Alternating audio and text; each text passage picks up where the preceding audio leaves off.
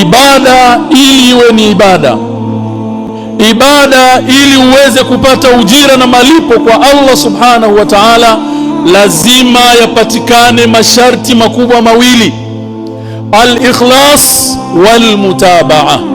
Man amila amalan laysa alayhi amruna fahuwa raddun.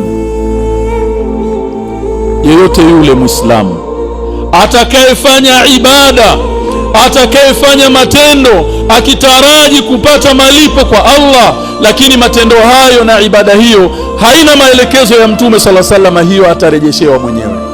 Wama ataakumur rasulu fakhudhuhu, yale aliyokuleteeni Mtume yachukueni. Wama nahakum anhu fantahu, na yale aliyokukatazeni yawacheni. Wako baadhi ya Waislamu katika mwezi wa Rajab wanafunga mwezi mzima, alafu inakuja Shaabani wanafunga mwezi mzima, kisha inakuja Ramadhani wanafunga. Ndugu zangu, Mtume alayhi salatu wassalam hakuwahi kufunga mwezi mzima kama ibada isipokuwa mwezi wa Ramadhani peke yake. Baadhi ya Waislamu wanatekeleza ibada ya kuchinja na wanahamasishana kuchinja wakitaraji kuna ujira mkubwa katika mwezi wa Rajab. La atira, hakuna kichinjwa maalum ambacho kinachinjwa katika mwezi wa Rajab. Katika uzushi mwingine ambao uko ndani ya mwezi wa Rajab, tarehe 27 ya mwezi wa Rajab watu hukusanyika misikitini, kuna visomo vitasomwa misikitini. Tarehe 27 usiku watu wanahuisha usiku.